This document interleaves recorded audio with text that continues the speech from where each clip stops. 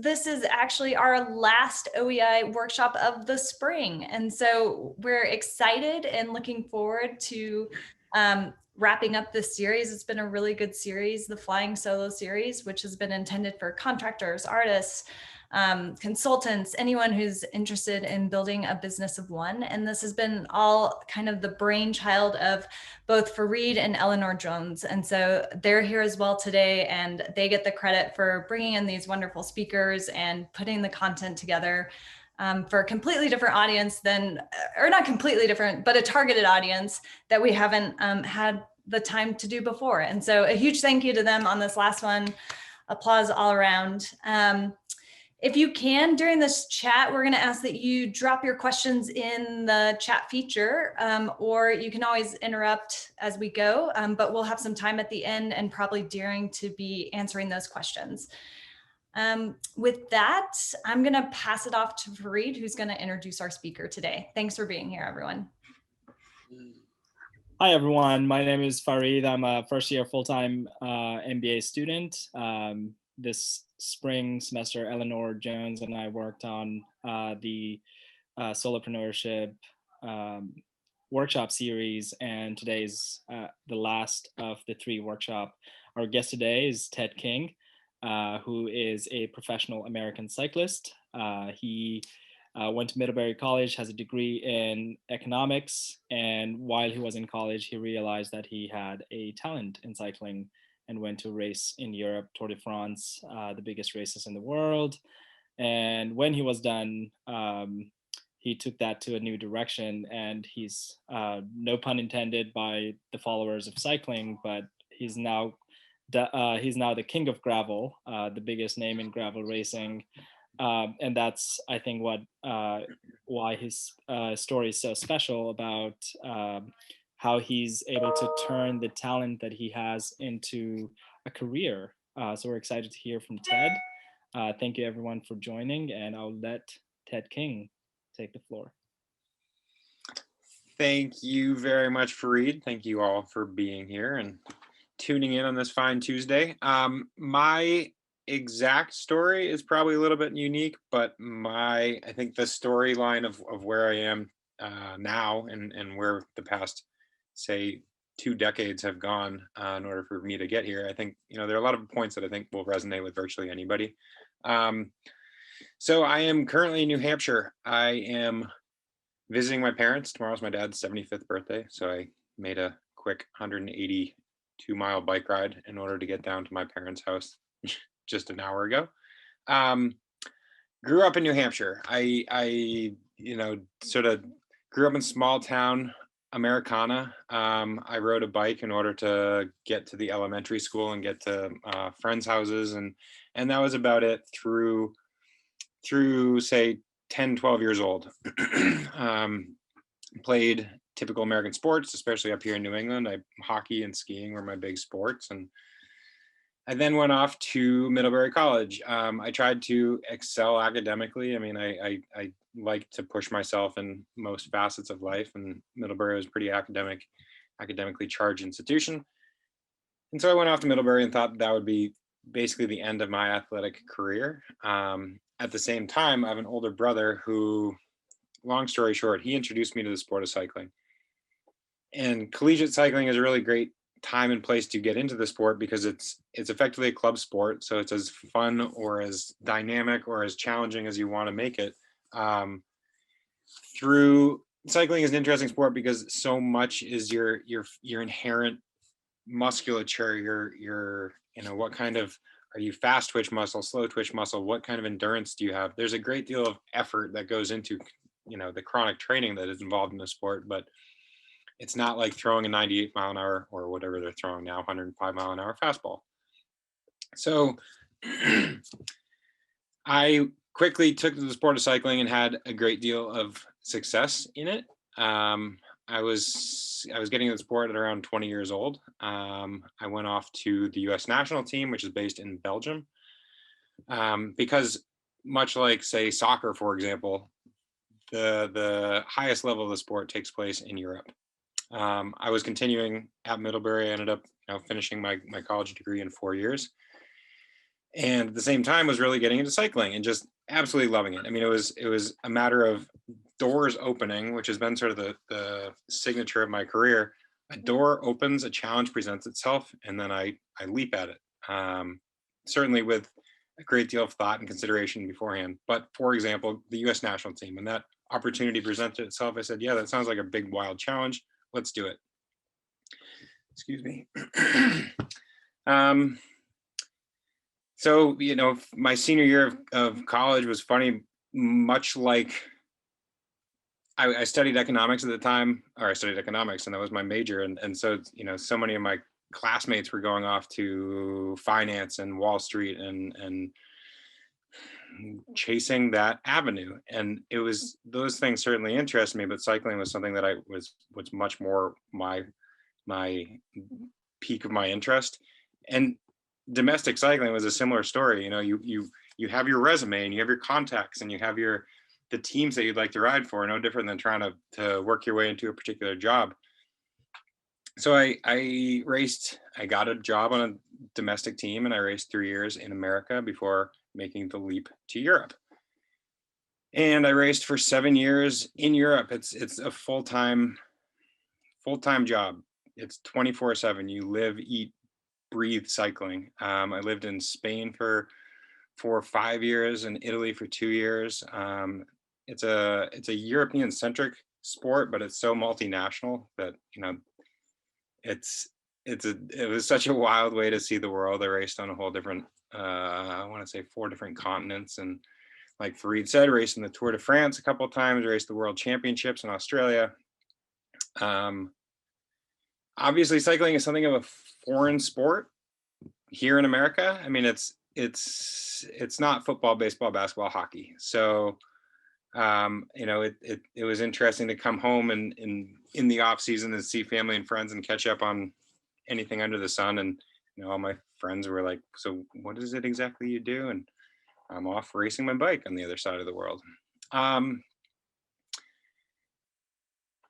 Amid all that, I was ingratiating myself with the cycling fan base by through no reason in particular, just picking up particular social media, being relatively early. I mean, I got on Facebook in college when Facebook was, you know, it was the Mark Zuckerberg started at Harvard, and then it went to a couple small liberal arts schools in New England, and Middlebury was one of those schools. And so I got on Facebook early. I got on Twitter relatively early, got on Instagram relatively early. And through, at that point, I mean, it sounds long ago now, but at that point, early adoption to these social media avenues allowed me to communicate to a cycling audience. There's bike racing and there's results and training and all that stuff that a cycling fan base is interested in, but there's so much more that goes into it. Like, talk about the travel, to talk about the crazy real world experiences that I was experiencing for the other 18 hours a day when I'm not training or racing. That's what really ingratiated me to fans of cycling. So, excuse me, at the age of 32, that was 2015, I retired from the sport. That was relatively young. I mean, I could have continued racing. Traditionally, you'll race until you're mid to late 30s, and that's where you begin to hit your peak and step away from the sport. But I wanted to do something different. I wanted to do something different with these experiences. It's rare to have a degree from any school to race. I mean, a lot of my contemporaries, when I'm racing in the European World Tour, they eat, sleep, breathe cycling from the time they're 8 years old, so that they know when they're 15, they're going to be professional cyclists, and that's it. Whereas I had these other experiences that I wanted to explore. So it was in 2015 that I was stepping away from the sport, and beginning then, Cannondale was my, you know, their big cycling industry leader in bike manufacturing.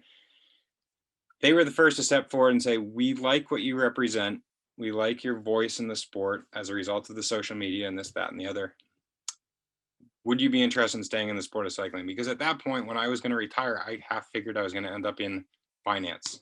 You know, go back to that Middlebury degree and try to pursue something with whatever I had learned a decade prior. And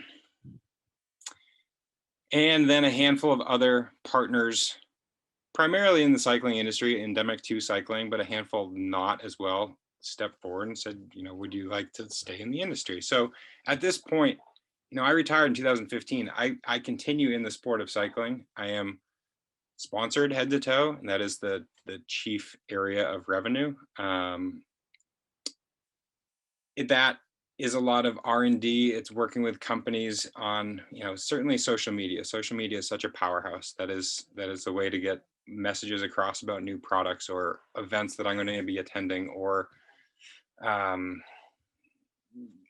we just live in a different age than 5, 10, 15, 20 years ago, and who knows what it's going to be 5, 10, 15, 20 years from now. I think the early adoption to a lot of things did help. I was talking about the social media, obviously. I started a blog in 2006, which sounds like ages ago, but that blog became a website, and that website is another powerful tool that I have. I get about 100,000 views a year, so nothing earth-shattering, but nothing to. It's significant when I'm having these negotiations with sponsors. And more recently, I've started a podcast. I've started a YouTube channel.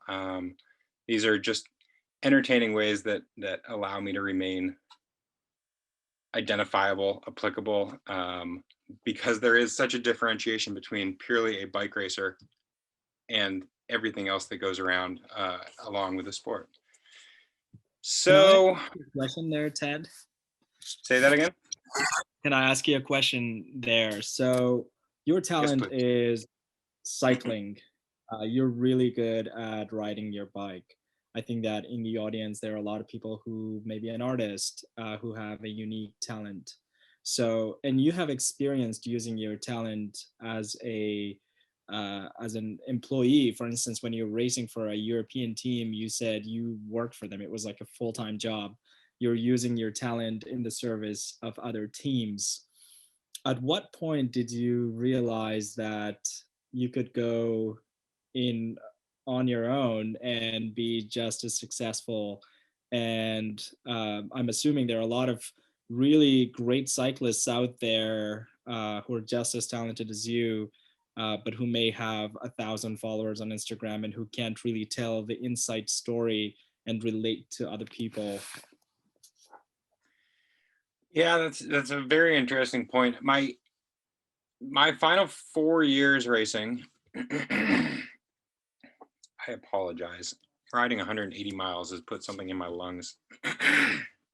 My final 4 years racing, I raced for a very traditional Italian cycling team. And that was, my years are a tiny bit off, but take this with a grain of salt. From 2011 through 2015, I raced for this traditional Italian program. Italians are, they're such an emotive, fun, I call it a fun place to visit and a very difficult place to live. And it was a difficult operation to be an American, basically this island of an American surrounded by Italian culture. I won't dive any deeper than that, but my point is, it was very much frowned upon to use social media there and to try to differentiate yourself, because you're supposed to eat, sleep, breathe cycling, and that's absolutely it. And so to waste 30 seconds on a tweet was wasted 30 seconds of energy. But that was how I wanted to relate to friends and family back home. Advertising culture, the way people make an income on social media, which still flabbergasts me, in 2015 is certainly not what it is today. So, I mean, to answer your question, there was no, it took me by a great deal of surprise in 2015 when Cannondale stepped forward and SRAM and Velocio and POC at that point, and a handful of other partners stepped forward. And I'm looking at the size of the salary that they're offering. I'm like, yeah, this could become something significant that could compare favorably to what I was earning as a professional cyclist. And it was proof of concept in those first few years. I mean, obviously we live now in I don't even know, whoever Kardashian era, and you build enormous brands as a result of social media. You know, I'm a spec in social media. I have, call it 50,000 followers on Instagram. In the grand scheme of things, it's like my niche is cycling. And there are not a whole ton of people who are the Kardashians of the cycling world. So collectively it works out favorably. I mean, it's been I guess to answer the question most quickly, it's been an interesting and fun and dynamic and thought-provoking past half dozen years to make it work, but it has absolutely worked. And I had And how do you, go ahead, Fareed. Johnny had a question. Oh, I was just going to actually make a point. So what Ted just described, he's a spec in social media perhaps, but he is a superstar in the cycling world. And you may have gathered from my background that I'm in that world. It is essentially what the internet has done for these kinds of sports. It's the long tail. I don't know how many of you have read about the long tail, but the internet making available to people who are very interested in semi-specialized or very specialized worlds, access to information and other resources. So it's created so many opportunities for entrepreneurs like Ted, who have a pretty particular skill set and area of appeal to actually make a living. So I think is really exciting for anyone who wants to be an entrepreneur in 2021. And I think another good point hinging off that is a circumstantial timeliness. I mean, being aware of what is happening in the grand scheme of things. So my background is very much traditional road racing. Picture Tour de France, bike race through and through. Around the same time that I was retiring, this concept of gravel cycling was becoming very popular, especially here in North America, and it slowly started to grow in other parts of the world as well. But North America is the leader in gravel. And gravel is this facet of cycling that just welcomes everybody, much more than the traditional ridiculously gaunt road racer. It's meant to be fun. It's meant to be it's almost like the 5K idea. Like anybody's welcome. You can be competitive, you can be there for the party. And that side of the sport was booming, and I decided to dip my toe into gravel. And that's why Fareed called me the king of gravel, because I won some, there are very competitive races, and I won some competitive gravel races, with the point being just being conscious of trends has really helped me pick this niche and dive deeper into it. And so again, to John's point, I mean, that's what, as more and more people come to the sport of gravel cycling, that's allowed me to have my cream rise to the top, and people continually, you know, ping me for questions and made me more relevant to sponsors, so on and so forth. And a follow-up to that, I wanted to ask, so you have all your amazing sponsors that you are so good at representing. Then you started King of the Ride podcast. You're also the founder of Untapped Maple LLC, which makes energy food for cycling using pure maple syrup. Tell us a little bit about how, for instance, your podcast helps you communicate, promote your Untapped Maple products, also represent your sponsors. How does these various channels that you have created help you at the end of the day grow as a person that is representative of your talent and the sport? Yeah, great question. So every day is very different. Every day is fun. Every day I say it starts with a to-do list, and I'll work through it. And by the end of the day, the to-do list, ironically, is longer than it started. So with the cycling, training is still involved. I mean, as little as 0 minutes on the bike, or as many as 5, 6, 7, 8 hours on a bike any day. on the personal brand, it is being conscious of social media and what tweets you're going out and yada, yada, yada. I mean, that whole world of crazy social media. Staying up to date on my website, which I certainly hope and try to do. Maintaining the podcast is a big facet of what I do. Like I said, I created a YouTube channel a couple of years ago, 2-3 years ago now, and they all, well, let me continue on that storyline. So that is one silo of what I do. As Fareed said, I also co-own a sports nutrition company. We sell gels and Stroop waffles, these delicious maple leaf Stroop waffles. You know, with my New England background, it's all maple syrup based, and it's really fun to move back to Vermont and say I sell maple syrup. We're in about 1,000 stores coast to coast, and sell quite a bit online. So that's a big aspect of what I do. Thank goodness I have some amazing co-founding partners. We run a very lean business, but given my ability to understand social media, I do all the social media of Untapped. I do all the communication. I do all the emails. I do all the sports marketing when teams or individuals reach out looking for sponsorship. That is my area of expertise. I have a charity ride. I have a for-profit gravel ride, and I do a little bit of coaching. So all of each one of those is a silo of what it is that makes every day fun, interesting, unique, and different. And they do work synergistically. You know, on the podcast, I can subtly drop in mentions of Untapped. I can put a coupon code out there and see what that does. The video, no different. In addition, you know, like my sponsors never came forward and said, you need to create a YouTube channel. And, you know, again, given my niche, like I'm in the, call it 25,000 to 150,000 views. Like that's good. It's not the millions, and it's not the dozens. Those are things that the sponsors appreciate, and remaining adaptable and saying, okay, I'm going to pursue this. It's not as easy as writing a blog, right? I've known how to write since Middlebury shoved that in my brain, how to write anything. But it has taken quite a bit of craft to learn how to create a podcast, to create a video series, to learn the editing process, and so on and so forth. So yeah, they do work.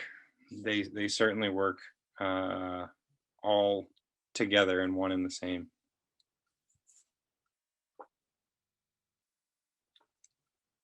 And how do you stay ahead of the game with a lot of new platforms coming up? Do you feel that there's more room for your growth, or you're happy with how you've branded yourself with the current platforms? Yeah, that's a great question. I mean, you know, like I feel like I was a relatively early adopter to Instagram, Facebook, Twitter.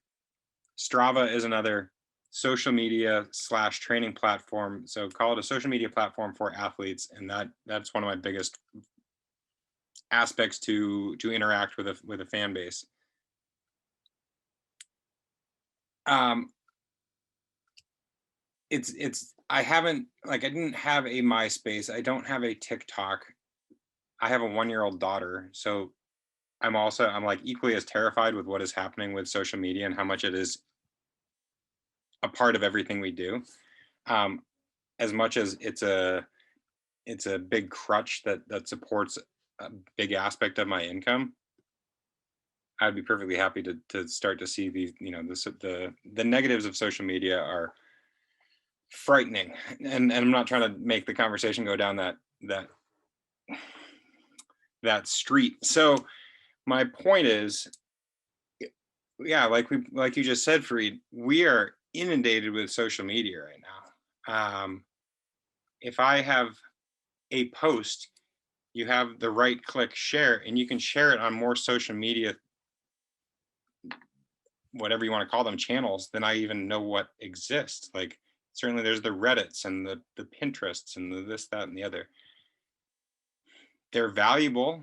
They're important. It's very important to stay aware of the trends, aware of what is the up and coming social media in my position, but it's also, I think, beneficial to have a little bit of patience, and not jump on every bandwagon, not jump on every social media channel. So it's interesting. I mean, it is, my contemporaries are other gravel racers who have their channels and their following, and they do a lot of similar things, but I am unique in that I have a wife and daughter, and they're a couple years younger and in a little bit of different, place in life where they get to be the bachelor cruising around 2 races, and they tell a slightly different story. I think the family aspect makes me want to be more patient in picking and choosing my social media. And at this point, I would say if the audience had questions as well, please drop them in the chat, and we will just ask from Ted. The other question I had related to social media, being, relying heavily on communicating your brands, your own company.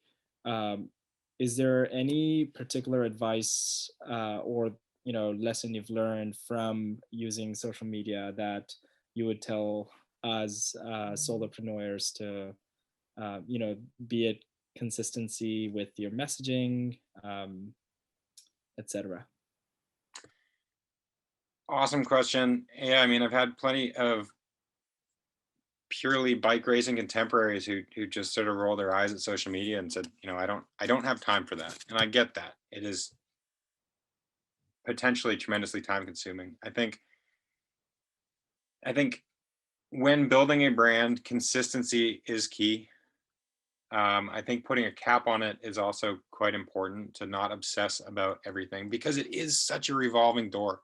Like, your post today is going to be forgotten in whatever it is, a week, a month, a year. Yeah, absolutely. Consistency is key. I think the best you can to have foresight, to look into the third-party apps that allow you to schedule out social media posts. I think that can be tremendously helpful. Those are the quickest things that come to mind. I think I had another point and I forget what it is. I apologize. Actually, I think I have a related question, so I'll lower my hand. Ted, when I think of solopreneurship, the way that Fareed and Ellie have been putting this together, and I think of your experience, I really think of a person who is building a personal brand. So you're certainly known for your race results, but there are lots of racers who have race results. And my sense of what's been successful for you is you're also telling a good story. You're a nice guy. You include your wife and your daughter in your videos. You seem like someone people would want to hang out with, etc. How much of that is conscious, and how much of that brand building is conscious? How much of that is just sort of a natural extension of who you are? It is inherently who I am, and I'm trying to convey. Yeah, like there is a specific image that I convey. At this point in my life, it is family man, it's former bike racer, it's friendly, welcoming, knowledgeable about the sport, and someone who's willing to share. It's rare that I have to bite my tongue, but yeah, you can't spout off of particular things. Thankfully, where I am in the sport, I receive 99.9999% positive, but it is that one negative comment that really eats at me, and I could retaliate, and then that just opens up a can of worms that you really don't want to have open.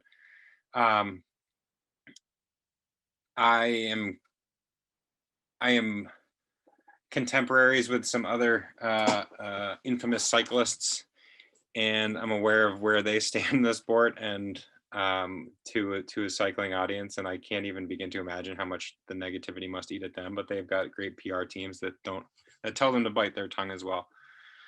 So yeah, I mean, certainly having patience on social media posts is something that can prove beneficial. And at the same time, you know, there are a couple people who are in my channel of cycling advocates and cycling ambassadors who are known to be fiery, and you know, that is their niche and it works for them by and large. They might have a little bit more negativity, but you know, that's what their fans are looking for. So yeah, certainly being aware of what your messaging is, being consistent. Maybe that takes a variety of experiences and seeing what's going to work in order to pursue that for the longer haul. I think that's a very good, interesting point. So I have a question. When you're, and I don't know if you define yourself as an influencer, but like a social media presence like you are, but you do, a lot of influencers right now, their thing, what they're influencing, what they're putting out is themselves. And you're doing that, but you also do something, right? Like you're a biker, that is your product. How do you make sure that you don't get too consumed by the social media aspect, the marketing branding aspect, and remember to still, I mean, obviously you do if you've biked all the way down to see your father today, but how do you make sure that you're still doing the thing that lets you brand yourself, if that makes sense? Or if you'd rather just be on the bike, how do you remember to do the branding side? Terrific question. My wife, I joke that my wife, who didn't have a professional cycling career, but her job and her career are also very much involved in cycling. I joke that she likes to ride more than I do, and I love riding my bike. So, you know, that is challenging. That creates, you know, its whole dynamic at home where we need to have care for our daughter if we're going to go out on the bike at the same time, or the juggle at home. That part, taking a huge step back, when I retired at age 32 from traditional bike racing, I did that consciously, knowing that I've seen so many of a handful older contemporaries in the sport be forced into retirement. I mean, like any professional sport is absolutely cutthroat. So when you're no longer relevant, you know, the contracts don't come in, and then that's the end of your career. So it's sad, and it happens in virtually every professional sport where you're injured in your final few years and you have nothing. And I really didn't want to do that. I loved the sport. I loved riding my bike at the time, and I wanted to enjoy that final year. So a traditional bike racing calendar is called January through October. I was aware that the idea was swirling through my head January, February, and I announced it that I would retire in May, which allowed this awesome like red carpet treatment to every race that I went through for the rest of the year. Certainly I was sad throughout that year, but it was bittersweet happy on the whole. So yeah, I'll never lose the love for cycling. It like I said, it presents its challenges at home, just trying to get on the bike. And knowing that I'm not purely this blinders on bike racer all the time. And I need to be, like, I have dependents now. We have employees at Untapped. That's what makes every day fun and interesting and different and challenging. And I think probably one of the biggest challenges for me is looking at the forest and not just the trees. It's easy to be like, okay, Cannondale has a new bike. I need to get a social media post, but how do I look down the road? And conveniently, over these past 6 years, more sponsors, especially non-endemically, have approached me. And so obviously what I'm doing is working. As I look at the, you know, the checks that are coming in are bigger. I'm 38 years old, right? Like, I don't know, I need to be looking 5 years down the road, 10 years down the road. Am I going to be relevant at that point, or who the heck knows? Hopefully at that point we've created Untapped into a sports nutrition empire and can do something big with that as well. Awesome. We have a question in the chat from Sarah. It is looking as though the NCAA will soon allow student athletes to profit from name, image, and likeness. What advice do you have for identifying the brands and companies that will be good partners versus deals to avoid? Ooh, yeah, NCAA, not a nonprofit. That'll be fascinating because the biggest NCAA athletes are professional athletes for all intents and purposes. They have massive followings, and they are going to be, as they already are, be pursued by companies. I was good enough to make it to the world tour. I wasn't winning the world's biggest races. I was there. So I'm sort of the non all-star NCAA athlete, so to speak. And that's where it's going to be interesting. And I think, those endorsements probably won't happen nearly. Well, I mean, they're just not going to be pursued, right? I mean, that's the evolution of those elite NCAA athletes are going to make it to the pros. I think having this is going to be dangerous to say. I mean, having good representation, having a good team around you, having wise mentorship is something that is going to be really powerful for those athletes, because they're already pursued as is, whether it's legal or otherwise is up in the air. So once they legalize it, that's just going to be open up a crazy new pathway for endorsements. I'm sort of bouncing around the answer because I truly don't have a great answer. We have a follow-up to that one. Yeah. Yeah. I didn't sleep much last night because I had a friend come over and we were talking late into the night about Jason Gay, who's a Wall Street Journal writer who covers largely sports, but intertwines culture into his articles very well. Apparently, I missed the article, but my friend who came over was talking about how Jason was lauding women's basketball in many ways and brainstorming ways to make it more relevant, more eyes, more powerful. I mean, like, allow it to elevate from where it is now. His point was that we should just open up gambling for women's basketball and disallow it in men's basketball, because people, as long as people care about something, then that's what's gonna end up on the front of the paper. And it's a valid point. I'm not suggesting we start allowing gambling in women's basketball. What is my opinion on women's basketball players using social media for fight with equal treatment?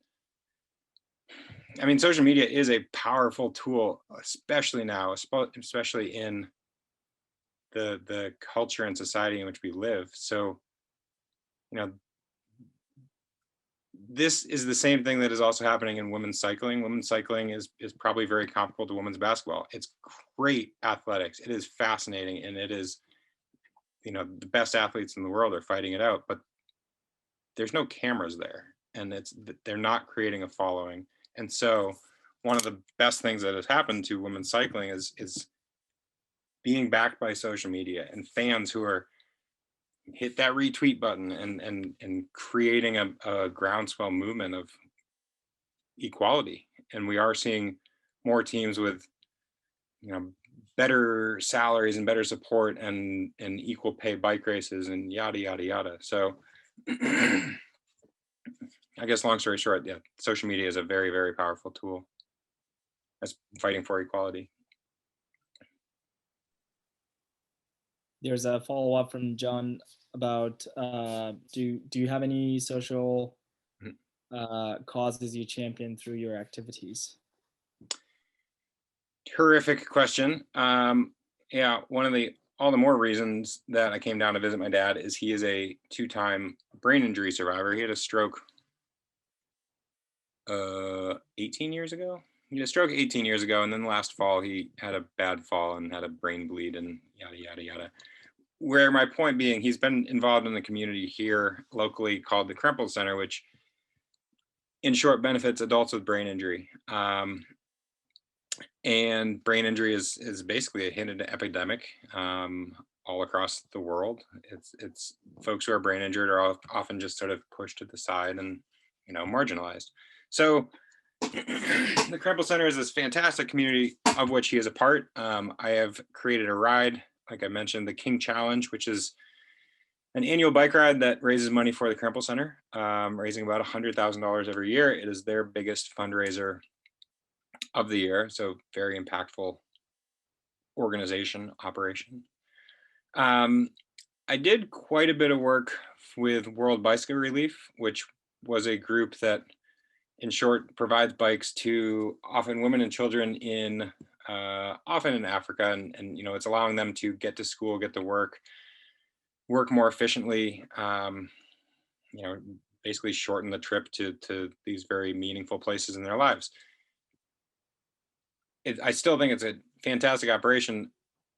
I've slowed down my work there as I also try to think of like a bike. We have so many problems with bicycle infrastructure in America. I almost want to focus more attention there personally. I think the bike is such a powerful tool. I mean, obviously it's created everything in my life of late, but if everybody rode a bike, we would be in such a more peaceful, harmonious, patient, healthy, happy world. So I do a lot to get kids on bikes locally and work with a handful of bigger national organizations to get kids on bikes. So yeah, I think showing that throughout a professional cyclist or professional athlete's career, you end up having to be very selfish. And so it's nice to be at a point that I can be continually giving back.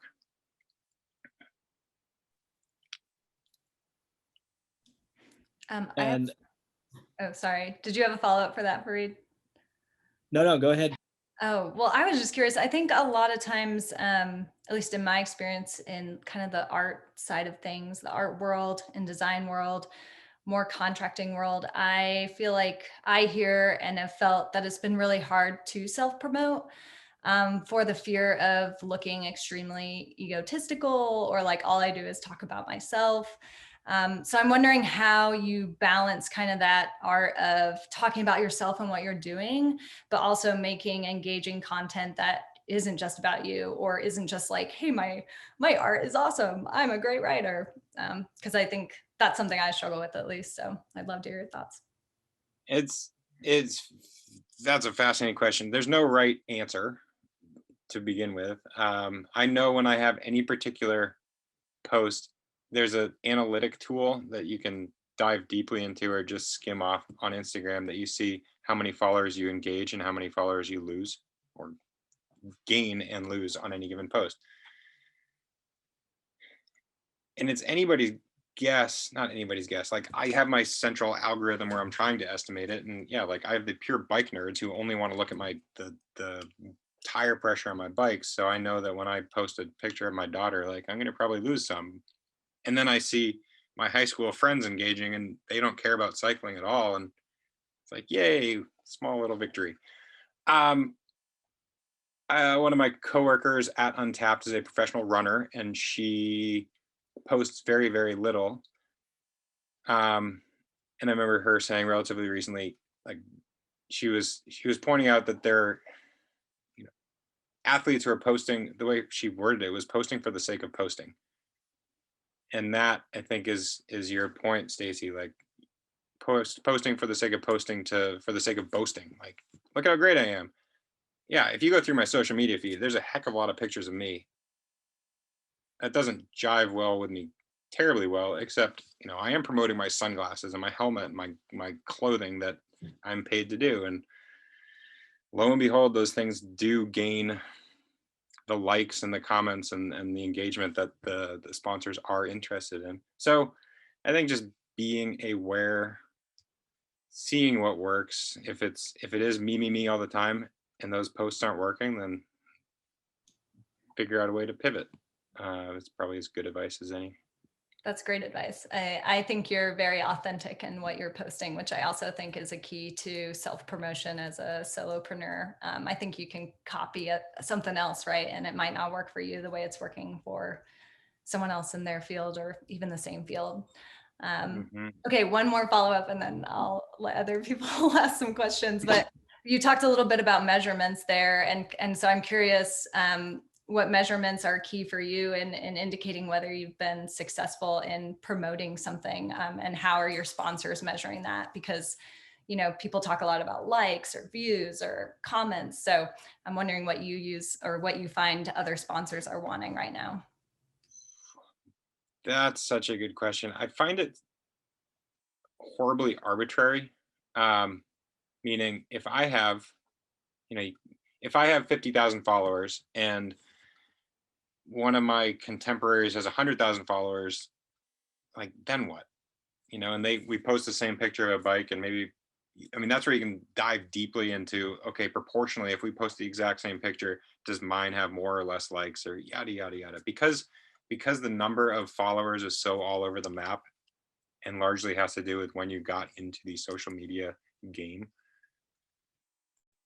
I find it awfully arbitrary. So thankfully, it is nice that my sponsors, they are lengthy contracts which I have to sign.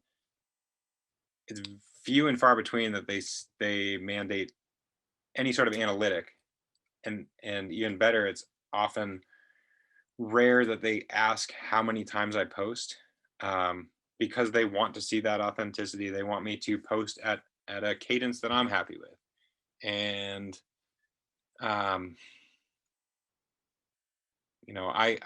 I'm striving to please the sponsor. I want to put out good looking social media posts and videos and blogs and so on and so forth in order to make them happy. So, it's not like I can do my job passively. I need to be active and be thinking about how can I maintain relevancy, and how can I next year ask for a 10% raise.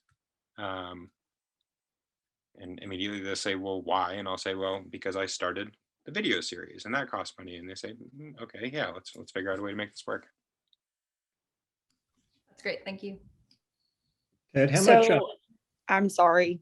You No, can you go. go I've ahead. already asked You go a ahead. question. I've been talking a lot. You go. Oh, okay.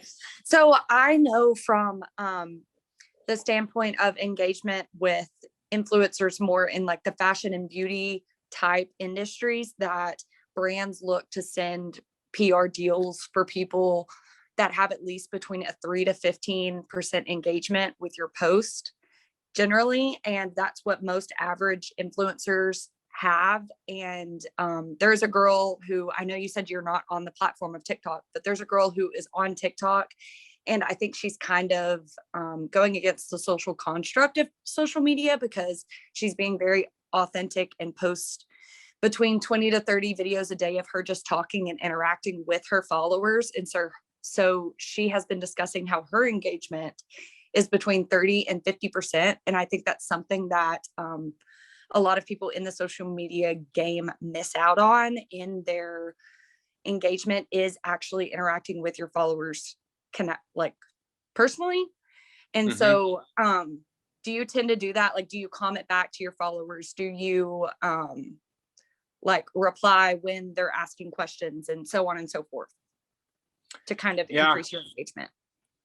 Awesome question.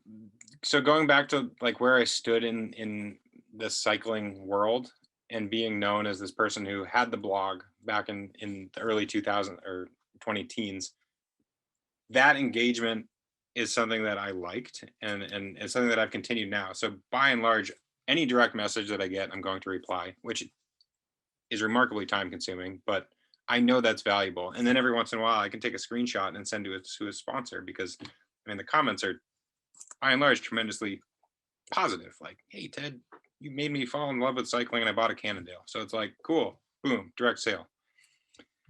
Let me think. The level of engagement proportion to followers is super important. For that TikTok user to be doing that, we have to take her word for it and assume it's true. because I have, an affiliated email account, I receive a lot of just random requests to endorse things all the time too. And by and large, I say no, because for one, it's not going to be authentic to me to endorse a whatever the heck.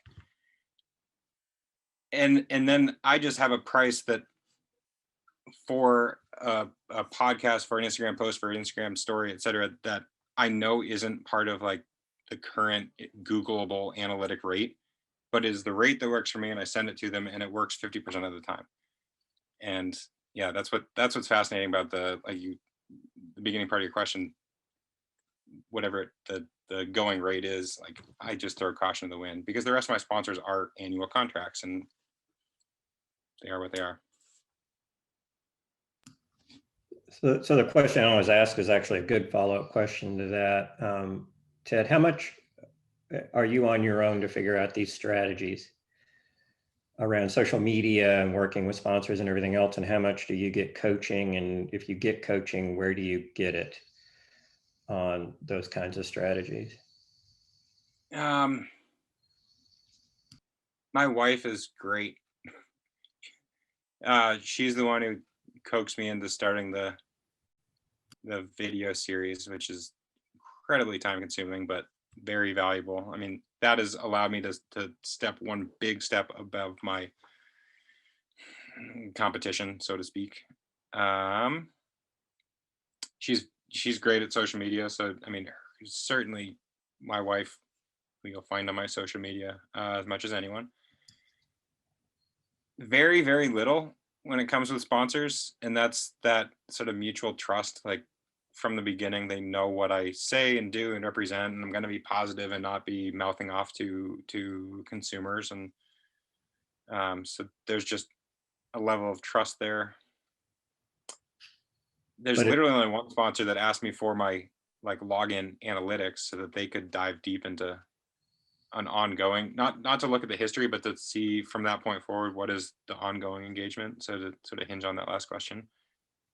Yeah, but still, they're just kind of asking you for metrics, right? They're not really giving you guidance on things you should do. So it does sound like you've been very entrepreneurial. Well, you and your wife have been very entrepreneurial in crafting your strategy. Yeah. And again, it keeps me on my toes, right? I want to be important and relevant to them as much as anything. So not jumping in too quickly on the next social media channel, but engaging well with the ones that I have. I had a follow-up to that. So earlier you mentioned that you start with a to-do list, and by the end of the day the to-do list is a lot bigger. For a lot of solopreneurs, when we're finding ourselves in roles that don't have defined roles and responsibilities like a conventional job, how do you make sure that your projects get done from day to day? For instance, you launched the YouTube video series.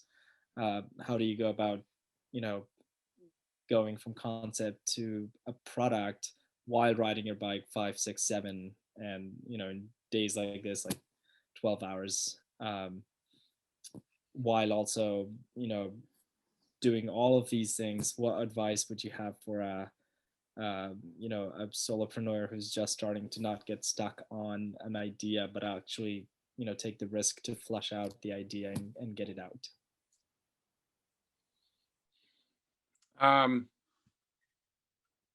My mind started going elsewhere at the beginning of the question, because among my other social media causes I champion is I'm on the board with Mountain Bike Afghanistan, which is an amazing organization of which you should all be adamant supporters and champions of as well, of which Fareed is the executive board member. I think, like my answer is probably going to be a little bit hackneyed. It's, time waits for no one. So having a literal to-do list, pen on paper, writing things down, I think that's been important for me. Often by the end of the day, the paper is just a complete piece of scrap paper where half the stuff is illegible, but it allows me to have on a piece of paper and in my mind the big picture items, like literally the to-do list. Like when I see that that item that has been sitting at the top for 3 days in a row that drives me crazy, and it means I need to take that leap and make that next thing a reality instead of diving through the minutia. Because for me, the minutia is that the daily direct messages, and those things are kind of fun because I'm like, all right, I am checking off this to-do list. I'm getting back to somebody. I'm engaging in email. I'm planning the next trip. I'm whatever it is. But those things are all delayable. Whereas, like Fareed's point, how do you make the idea become a reality? Those are the bigger picture items that need the precedence. They need the priority. So yeah, I guess having a to-do list and then having a hierarchy or a priority to it is highly suggested.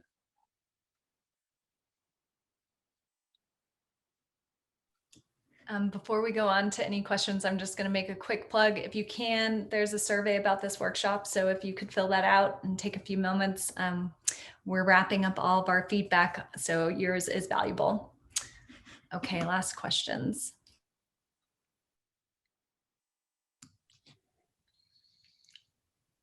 Best tire pressure for gravel in the Ozarks. At least three people on this call want to know that. That's hilarious. I've recently, this is not meant to be a sponsor plug, I've recently spent a lot more time on the SRAM.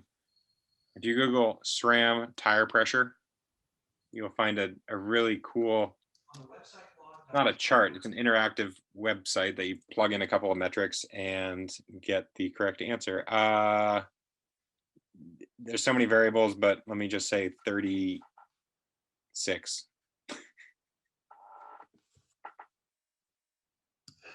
Sarah, now you know. There you go.